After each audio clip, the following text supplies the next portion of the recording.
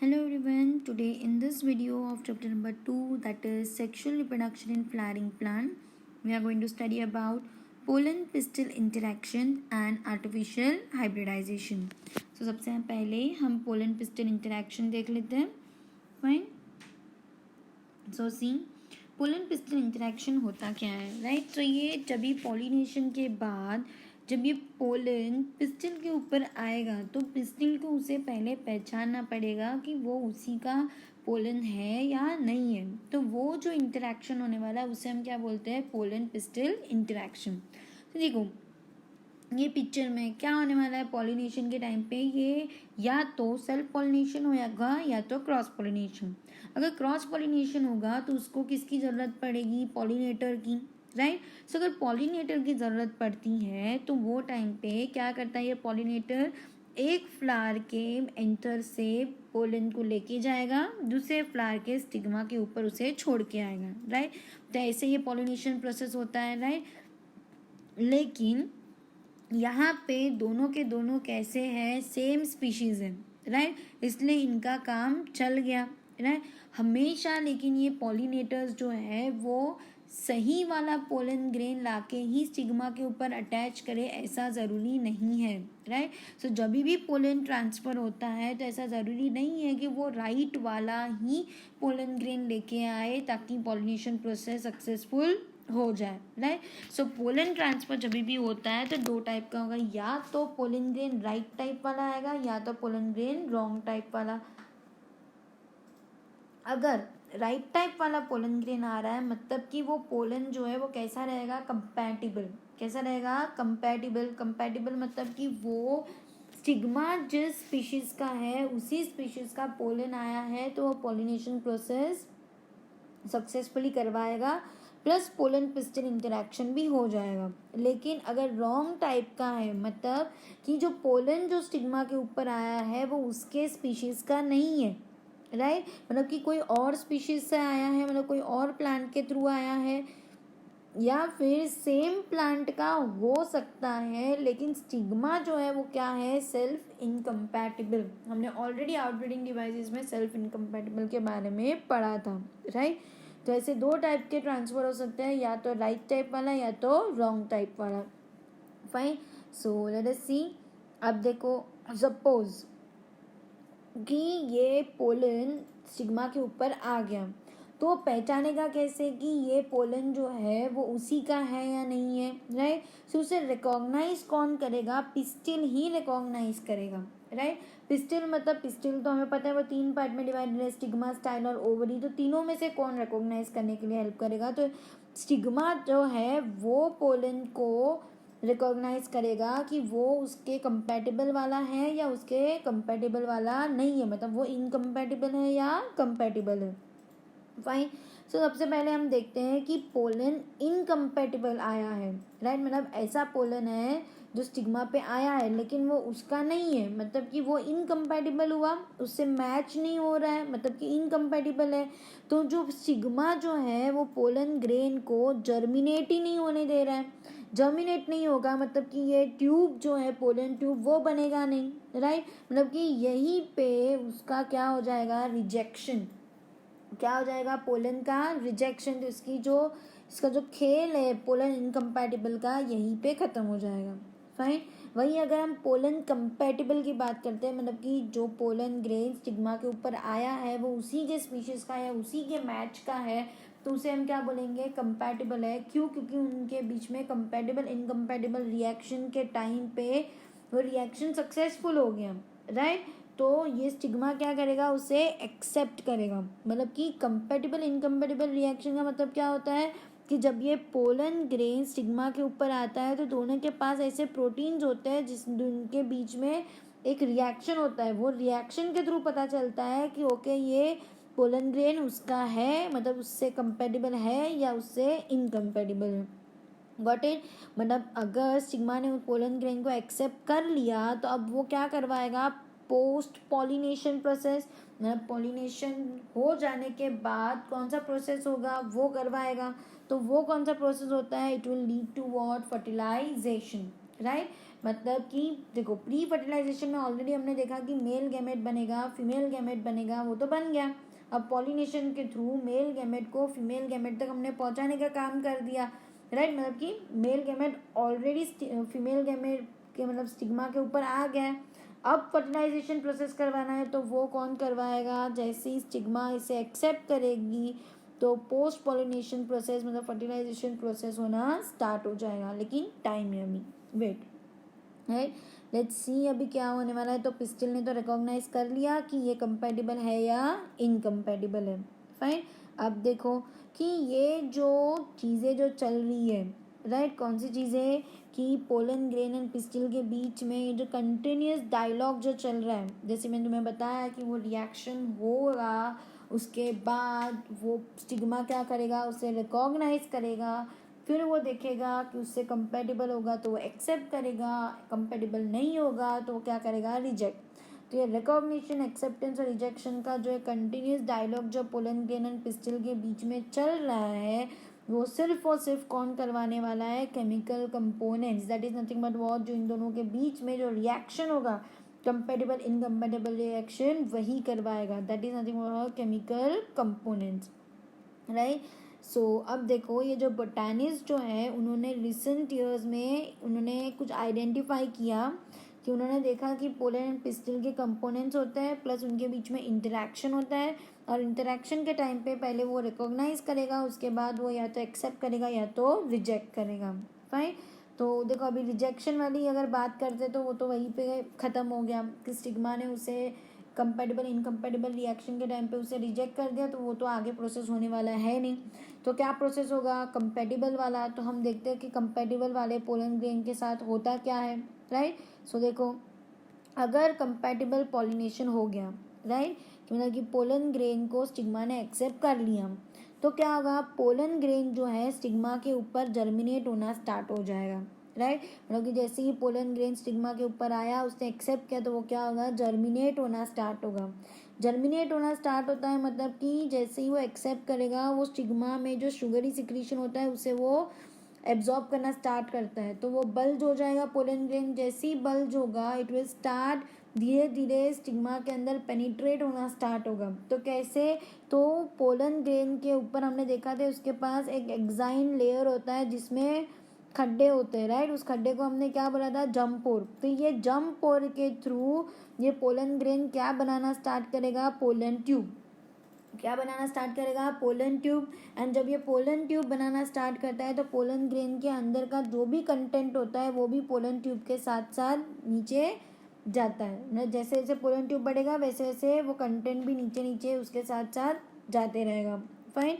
सो देखो मतलब कि पोलन ट्यूब जैसे ग्रो होगा वो क्या होगा, पहले टिश्यू ऑफ स्टिग्मा से पास होगा, फिर स्टाइल से पास होगा, फिर कहाँ तक पहुँचेगा, जल्दी ओवरी, राइट। तो ये उसका मेन काम है कि पोलन ग्रेन जैसे स्टिग्मा पे आएगा वो जर्मिनेट होगा, पोलन ट्यूब बनाएगा, उसके कंटेंट को साथ में लेके जाएगा, स्टिग्मा के टिश्यू से पेनिट्रेट होके, स्टाइल से पेनिट्रेट होके कहाँ तक पहुँचने वाला है, ओवरी तक, राइट। लेकिन ये जो अपना पोलन ग्रेन जो है वो ऐसे ही ट्यूब में जाता नहीं है, राइट। उसको क्या लेके जाना पड़ेगा, मेल गैमेट, राइट। सो देखते हैं कि ये पोलन ग्रेन जो है जब आता है सिग्मा के ऊपर, तब या तो वो 2 सेल वाले कंडीशन में आएगा या तो वो 3 सेल वाले कंडीशन में आएगा। हमने ऑलरेडी देखा था मेल गैमेटोफाइट के टाइम पे कि 60% एंजियोस्पर्म्स में पोलन ग्रेन जो है वो 2 सेल कंडीशन में रिलीज होते हैं, मतलब शेड होते हैं। एंड 40% जो एंजियोस्पर्म्स है उसमें 3 सेल वाले कंडीशन में वो रिलीज होते हैं, मतलब कि शेड होते हैं, फाइन। अभी देखो 2 सेल वाला कंडीशन मतलब पोलन ग्रेन के अंदर वेजिटेटिव सेल और जनरेटिव सेल है, समझा, इंटैक्ट है, वैसा का वैसा है, फाइन। तो अगर ये 2 सेल वाला पोलन ग्रेन अगर स्टिग्मा के ऊपर आएगा तो जैसे ही पोलन ग्रेन जर्मिनेट होना स्टार्ट होता है, ये ट्यूब बनाना स्टार्ट करेगा, तो सबसे पहले ये वेजिटेटिव सेल ट्यूब में पास होगा। यू कैन सी ये टिप पे वेजिटेटिव सेल आगे है, उसके बाद जनरेटिव सेल जाएगा, तो उसने जनरेटिव सेल देखेगा क्योंकि ये ट्यूब बन रहा है, तो वो क्या करेगा, जनरेटिव सेल फटाफट अपना क्या कर देगा, माइटोटिक डिवीजन करेगा। जैसे ही माइटोटिक डिवीजन करेगा वो 2 मेल गैमेट बना देगा, सी एक यहाँ पे और एक यहाँ पे, उसने क्या किया, 2 मेल गैमेट्स बना लिए, मतलब कि ये स्पर्म 2 स्पर्म न्यूक्लियाई बना दिए, राइट। अब ये दोनों मेल गैमेट को कहाँ तक लेके जा रहा है ये pollen tube, till the ovary, फिर ओवरी से अंदर किधर लेके जाएगा, टू दी ओव्यूल जहाँ पे एग प्रेजेंट है, राइट। तो ये तो 2 सेल वाले की कंडीशन की कहानी थी। अब देखते हैं कि 3 सेल वाला कंडीशन। 3 सेल वाला मतलब ऑलरेडी वो रिलीज होने के पहले ही ये जनरेटिव सेल एंथर में ही क्या हो गया था, डिवाइड, और उसने 2 मेल गैमेट्स पहले ही बना लिए थे, इसीलिए हमने उसको क्या बोला था, 3 सेल स्टेज या 3 सेल कंडीशन। क्यों, एक वेजिटेटिव और ये 2 मेल गैमेट, तो 3 हुए ना, तो 3 सेल वाला कंडीशन रिलीज होने से पहले ही बनाया था। ऐसा वाला अगर पोलन ग्रेन आके अगर स्टिग्मा पे पहुंचेगा एंड फिर वो जर्मिनेट करेगा, तो ट्यूब में वो ऐसे ही मेल गैमेट स्टार्टिंग से ही लेके आएगा। लेकिन 2 सेल वाले में जब पोलन ट्यूब ग्रो होना स्टार्ट होता है, तब ये जनरेटिव सेल डिवाइड होगा और 2 मेल गैमेट्स बनाएगा। You can see in this picture also, pollen grain आया, जर्मिनेट हुआ, ट्यूब बनाया, और ट्यूब में ये 2 मेल गैमेट्स को लेके जा रहा है। Fine, till your right. अब देखते हैं आगे। सी, अगर पोलन ट्यूब ओवरी तक पहुंच गया, मैंने बताया कि पोलन ट्यूब क्या करने वाला है, स्टिग्मा के टिश्यू से स्टाइल से पेनिट्रेट करके कहाँ तक पहुंचने वाला है, ओवरी तक, राइट। ये जो पूरा जो पिक्चर है ये तुम्हारे टेक्स्ट बुक में दिया गया है and this is very important. Fine, so अब देख लेते हैं कि अगर देखो ये पोलन ट्यूब जो है कहाँ तक आ गया, ओवरी तक, राइट। ओवरी तक आने के बाद उसको कहाँ एंट्री मारनी है, ओव्यूल में, राइट। लेकिन ओव्यूल में वह एंट्री कहाँ से मार रहा है, थ्रू द माइक्रोपाइल साइड। ये जो है ये कौन सा साइड है, माइक्रोपाइल। कौन सा साइड है, माइक्रोपाइल। तो माइक्रोपाइल से ये पोलन ट्यूब अंदर जाएगा, लेकिन अंदर जाएगा कैसे, तो माइक्रोपाइल साइड पे हमें पता है कि 3 एग अपैरेटस होता है, मतलब कि 3 सेल है एग अपैरेटस के, बीच में ये एग है और आजू बाजू में क्या प्रेजेंट है, सिनर्जिड्स, राइट। और सिनर्जिड्स के टर्मिनल पॉइंट पे, मतलब देखो ये वाला जो है ये एग अपैरेटस है, सिनर्जिड्स के टर्मिनल पॉइंट पे क्या है, फिलीफॉर्म अपैरेटस। ये फिलीफॉर्म अपैरेटस जो है ये पोलन ट्यूब को गाइड करेगा कि ऐसे तुझे ये रास्ते से ओव्यूल के पास जाना है, राइट। सो फिलीफॉर्म अपैरेटस तक ये पोलन ट्यूब आ जाएगा। जैसे ही पोलन ट्यूब फिलीफॉर्म अपैरेटस तक आएगा, वो क्या करेगा, वेजिटेटिव न्यूक्लियस को डीजनरेट कर देगा, फिलीफॉर्म अपैरेटस से शुगर सिक्रीशन एक्सेप्ट करेगा और अंदर जाके फिलीफॉर्म अपैरेटस को तोड़ के अंदर अपने आप को ही बर्स्ट करके दोनों मेल गैमेट को वो क्या करेगा, रिलीज करेगा। क्या करेगा, रिलीज, राइट। तो ये था पोलन ट्यूब कैसे फिलीफॉर्म अपैरेटस गाइड करके ओव्यूल तक पहुंचेगा, फिर उसे तोड़ के अंदर दोनों मेल गैमेट को क्या करने वाला है, वो रिलीज करने वाला है। क्या करने वाला है, रिलीज। फाइन, सो ये जो पूरा प्रोसेस है, कौन सा प्रोसेस, कि पोलन डिपोजिशन हुआ स्टिग्मा पे, फिर स्टिग्मा ने उसे एक्सेप्ट किया, फिर पोलन जर्मिनेट हुआ, पोलन ट्यूब बना, ओव्यूल के अंदर एंट्री हुआ, ये पूरा का पूरा प्रोसेस जो है उसे हम क्या बोलते हैं, पोलन पिस्टल इंटरैक्शन। क्या बोलेंगे, पोलन पिस्टल इंटरैक्शन। और याद रखना हमेशा पोलन ट्यूब कहाँ से एंट्री मारेगा, from the micropyle side. Micropyle side से भी कहाँ पे, तो सिनर्जिड के जो फिलीफॉर्म अपैरेटस है वो उसे गाइड करेंगे, फिर वो पोलन ट्यूब अंदर जाके अपने आप को बर्स्ट करके दोनों मेल गैमेट्स को क्या करेगा, रिलीज। फाइन, फिर जो मेल गैमेट का फीमेल गैमेट के साथ फ्यूजन होगा वो तो हम बाद में पढ़ेंगे, क्योंकि अभी तो हम क्या पढ़ रहे हैं, सिर्फ पोलन पिस्टल इंटरैक्शन, राइट। अब देखो ये वाला जो डायग्राम है ए वाला, this is nothing but what, ये पोलन ग्रेन आके स्टिग्मा पे जब जर्मिनेट होता है ना, वो डायग्राम माइक्रोस्कोपिकली दिखाया है। ये जो थ्रेड जैसे जो दिख रहे हैं, that is nothing but pollen tube बना है, जो तुम्हें माइक्रोस्कोपिकली दिखाया गया है कैसे पोलन ट्यूब स्टिग्मा से स्टाइल तक अंदर एंट्री मार रहा है। यहाँ पे ये तो दिखाया है कि कैसे पोलन ट्यूब बन के ओवरी तक पहुँचा। ये थोड़ा एनलार्ज व्यू है कैसे फिलीफॉर्म अपैरेटस के थ्रू पोलन ट्यूब आके अंदर एंट्री मार रहा है और उसने 2 मेल गैमेट्स को क्या किया है, रिलीज किया है, राइट।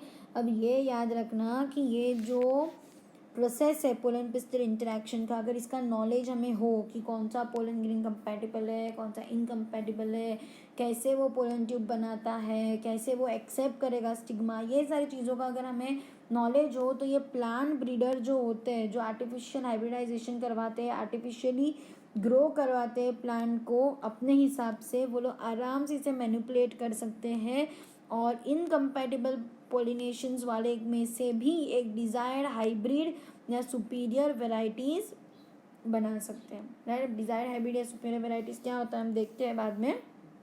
अब पहले हम देख लेते हैं कि पोलन जर्मिनेशन को अगर तुम्हें नॉर्मली मतलब कि ये वाला स्लाइड अगर मतलब कि ये वाला स्लाइड या फिर ये वाला तुम्हें अगर लैब में भी देखना हो तो भी तुम आराम से कैसे देख सकते हो। तो see if you want to study about the pollen germination, आराम से तुम फ्लावर्स को कलेक्ट करने का, पी है, चिकपी है, क्रोटलेरिया है, बाल्सम है, विनका है, ये सारे फ्लावर को लेके आने का लैब में, उसके पोलन ग्रेन्स को ग्लास स्लाइड पे डस्ट करने का, फिर उसके ऊपर 10% शुगर सॉल्यूशन डाल के उसे हम 10 to 15 मिनट्स तक रख देंगे। उसके बाद हम लो पावर लेंस और माइक्रोस्कोप में उसे देखेंगे। जब उसे देखेंगे तो हमें क्या दिखता है कि वो पोलन ग्रेन में से क्या जर्मिनेट होना स्टार्ट हो गया है, पोलन ट्यूब है। लिटरली माइक्रोस्कोप के अंदर तुम्हें ये पिक्चर दिखता है, ये स्लाइड माइक्रोस्कोप के अंदर रख के दिखाई गई है कि ये पोलन ग्रेन ने कैसे अपना ये ट्यूब बनाया है। ये एक्चुअल में ऐसा दिखता है, समझा। ये जो ट्रांसपेरेंट जो तुम्हें दिख रहा है that is nothing but pollen tube जो पोलन ग्रेन में से जर्मिनेट होके बाहर निकला है, राइट। ये अब हम देखते हैं artificial hybridisation. So this was all about the pollen pistil interaction. अब हम देखेंगे आर्टिफिशियल हाइब्रिडाइजेशन। जैसे मैंने तुम्हें बताया कि कैसे ये यूज़फुल होता है प्लांट ब्रीडर्स के लिए, एंड ये एक टेक्निक है जिससे हम क्रॉप में भी इम्प्रूवमेंट ला सकते हैं। अगर जैसे कि सेल्फ पॉलिनेशन कंटिन्यूस करेगा तो it will undergo what in breeding depression, तो वो हमें चाहिए नहीं। तो हमें क्रॉप में इम्प्रूवमेंट लानी है तो ये आर्टिफिशियल हाइब्रिडाइजेशन से हम आराम से कर सकते हैं। तो इसमें सबसे मेन तो हम ये ध्यान रखते हैं कि डिज़ायर्ड पोलन ग्रेन आके पॉलिनेशन करवा सकें और स्टिग्मा को हम कंटामिनेशन होने से बचाएं। कंटामिनेशन मतलब जो डिज़ायर्ड पोलन ग्रेन है उसी से वो पॉलिनेट हो, किसी और पोलन ग्रेन से पॉलिनेट ना हो। और ये जो पूरा जो आर्टिफिशियल हाइब्रिडाइजेशन प्रोसेस है वो हम इमैस्कुलेशन या बैगिंग टेक्निक से ही करते हैं, राइट। सो उसके पहले इमैस्कुलेशन बैगिंग क्या होता है उसके पहले हम ये देख लेते हैं। सी यहाँ पे हम क्या करते हैं, we are going to select plant, fine. एक प्लांट ऐसा है जिसमें क्रॉप की कंडीशन जो मतलब क्वांटिटी जो है या क्रॉप जो बनाता है वो वाली क्वालिटी बहुत अच्छी है, लेकिन ये वाला प्लांट डिजीज़ रेजिस्टेंट नहीं है। ये वाला जो प्लांट है वो डिजीज़ रेजिस्टेंट है, लेकिन वो उसकी क्रॉप की क्वांटिटी बनाने का जो प्रोसेस है वो बहुत वीक है, राइट।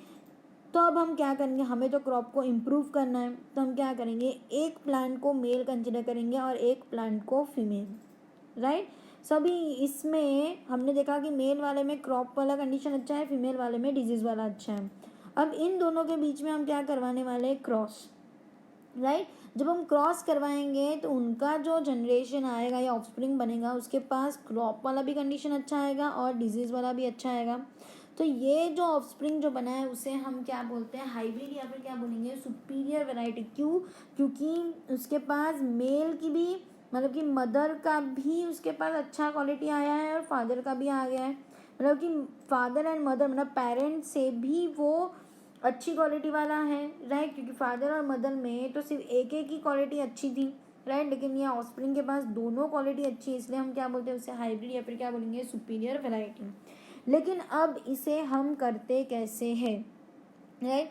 तो सबसे पहले जैसे मैंने तुम्हें बताया एक प्लांट में से हम मेल कंसिडर करेंगे और एक में से फीमेल। तो जो फ्लावर फीमेल होता है एंड अगर सपोज फ्लावर बाईसेक्सुअल है, कैसा है, बाईसेक्सुअल फ्लावर है, और ये बाईसेक्सुअल फ्लावर को अगर हमें फीमेल फ्लावर कंसिडर करना है, अगर मेल फ्लावर है तो कोई ज़रूरत ही नहीं है कुछ करने की, लेकिन अगर फीमेल फ्लावर अगर हमें कंसिडर करना है तो हम कौन सा प्रोसेस यूज़ करेंगे, इमैस्कुलेशन।